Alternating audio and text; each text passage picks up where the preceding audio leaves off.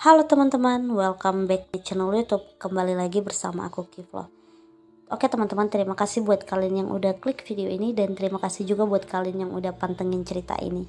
Dan karena kalian, aku jadi semangat loh untuk up video tiap hari. Oke, tanpa menunggu berlama-lama, kita lanjutkan lagi ya cerita KKN Desa Penarinya. Kita ke ceritanya. Ada satu kejadian yang tidak akan pernah Widya lupakan. Semua dimulai ketika ia hanya berbaring di atas tikar. Ayu dan Nur berpamitan akan memulai program kerja mereka. Anak-anak cowok juga memulai program kerja mereka masing-masing. Seharusnya tidak ada satupun orang di rumah itu. Namun siang itu terdengar suara sesuatu yang dipukuli. Hal itu menimbulkan rasa penasaran. Suaranya seperti benturan antara lempengan yang keras. Awalnya Widya menghiraukannya. Namun semakin lama Widya tidak tahan dan akhirnya memeriksanya. Suara itu terdengar ada di belakang rumah, tepat di samping pawon ataupun dapur. Maka Widya pergi ke sana. Saat ia sampai di pintu pawon yang terbuat dari kayu, Widya berhenti di sela-sela pintu. Widya mengintip. Alangkah bingungnya Widya melihat di antara pohon pisang ada seorang bapak-bapak usianya berkisar antara 50-an, menggunakan pakaian hitam ala orang yang akan berkebun. Ia berdiri di antara pohon pisang, matanya tampak mengawasi rumah yang menjadi penginapan Widya selama KKN. Lama sekali. Bapak itu berdiri mengawasi penginapan Widya. Gerak-geriknya sangat mencurigakan. Seperti ingin masuk ke rumah, namun bapak itu ragu-ragu. Ketakutan tiba-tiba terasa di dalam diri Widya. Kemudian selang beberapa menit, bapak itu pergi meninggalkan tempat itu. Rasa lega, bapak itu pergi. Widya berniat kembali ke kamar. Di sana ia melihat Anton baru saja masuk ke rumah. Mereka berpapasan. Bodohnya, Widya tidak menceritakan hal itu kepada Anton dan anak-anak yang lain. Karena keesokan harinya, peristiwa yang sama itu kembali terulang. Diawali suara keras yang sama, Widya kembali mengintip kali ini. Bapak itu lebih berani. Ia melihat ke sana kemari, mendekati penginapan dan beberapa kali berusaha mengintip. Dari gerak-geriknya, tampaknya bapak itu berniat buruk. Masalahnya, apa yang ia ingin cari di sini? Memikirkan hal itu, Widya tiba-tiba teringat akan sesuatu. Ia hanya di rumah ini sendirian.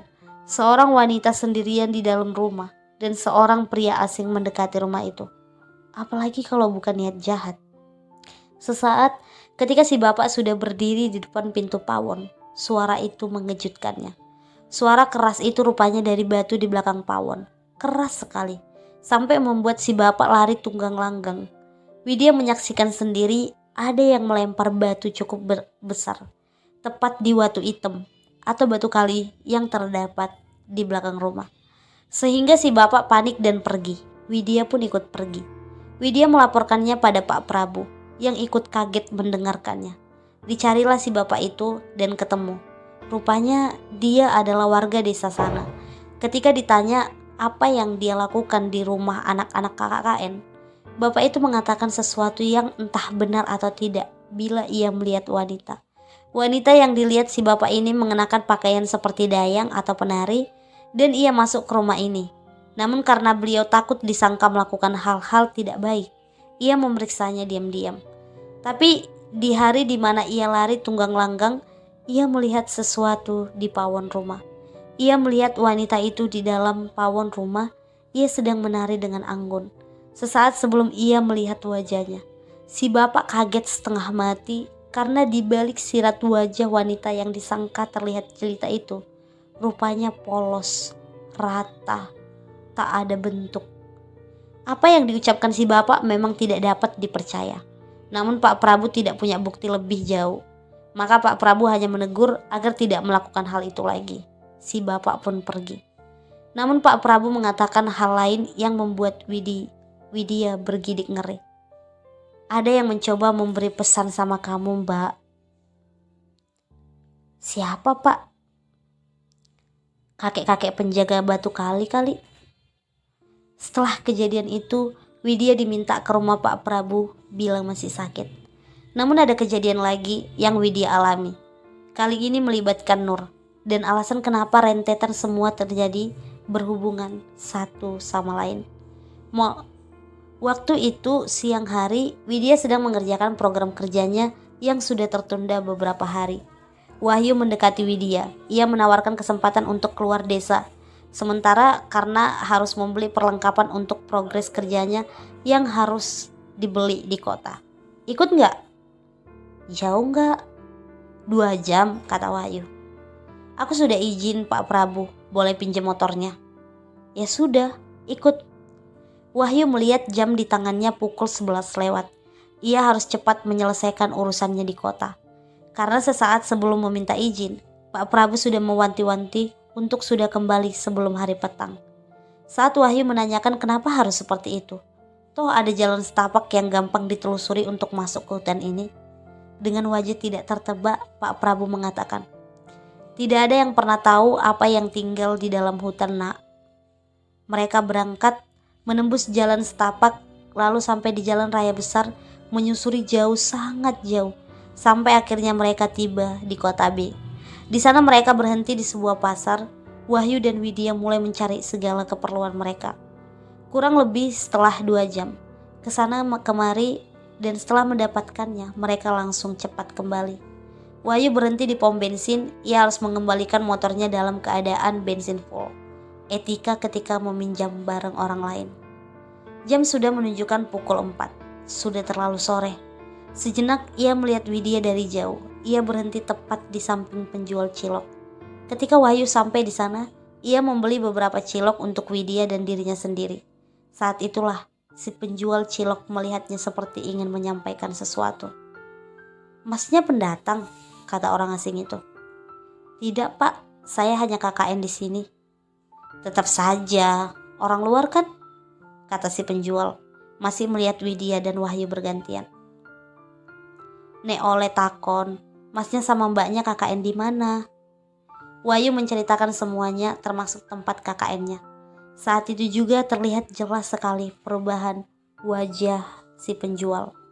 "Loh, sampeyan berarti mari ikit lewat alas?" "Iya, Pak." "Sudah jam segini, Mas. Apa nggak bisa besok saja, Mas? Cari saja penginapan. Soalnya jam segini sudah jarang ada yang lewat," kata si bapak. "Tidak, Pak, saya lanjut saja," kata Wahyu. "Gini, Mas, bisa saya minta waktunya sebentar?" Si penjual cilok tiba-tiba mengatakan hal itu dengan wajah tegang. "Nggih, Pak," kata Wahyu. Widya yang sedari tadi memilih diam hanya mendengarkan saja saat penjual cilok itu menceritakan apa yang harus mereka lakukan saat masuk ke alas. "Begini, Mas, nanti setelah kalian sampai dan masuk ke jalanan hutannya, jalan saja ya terus. Nggak usah berhenti, apalagi mengurusi hal apapun. Sampai sini paham ya, Mas?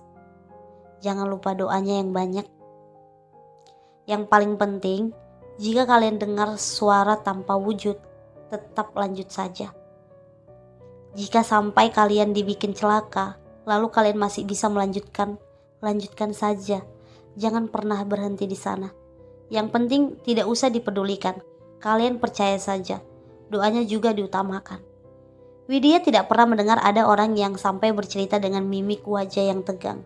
Bahkan bibirnya gemetar saat menceritakan.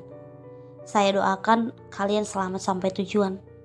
Tepat ketika langit sudah kemerahan, mereka melanjutkan perjalanan di belakang. Widya mulai merasakan angin dingin melewatinya begitu saja. Tidak pernah disangka jalan masuk hutan lebih gelap ketika petang sudah mulai menjelang. Cahaya motor yang dikendarai Wahyu menembus kegelapan malam. Kilasan pohon hutan di samping kiri kanan jalan menjadi pemandangan tak terelakkan. Hanya suara motor yang mampu menghidupkan sepi senyap di sepanjang jalan. Karena benar saja, tak ditemui satupun pengendara lain di sini. Wahyu mencoba mencairkan suasana dengan berandai-andai. Bagaimana bila motor mogok atau ban meletus di tengah antara hutan ini? Sementara belum ditemui satupun pengendara yang lewat. Widya hanya menanggapi kecut, takut bila pengandaian Wahyu terjadi pada mereka. Dan benar saja, motor mereka ngadat tepat setelah Wahyu mengatakan itu. Widya diam 1000 bahasa. Hal kurang pintar dari manusia sejak dulu kala adalah memikirkan sesuatu yang buruk di kondisi yang buruk, yang bahkan tidak seharusnya mereka lakukan. Manakala doa bisa saja dikabulkan sewaktu-waktu. "Jalan saja dulu," bila aku bisa tetap memantau kamu, kata Wahyu. Sudah tidak tahan mendengar berapa kali kata goblok keluar dari mulut Widya sepanjang mereka berjalan sendirian menyusuri jalan ini. Sembari mencoba menstarter motor, entah berapa lama mereka berjalan dan masih belum ditemui satupun pengendara yang dimintai pertolongan. Wahyu masih melihat Widya berjalan sendirian di depan.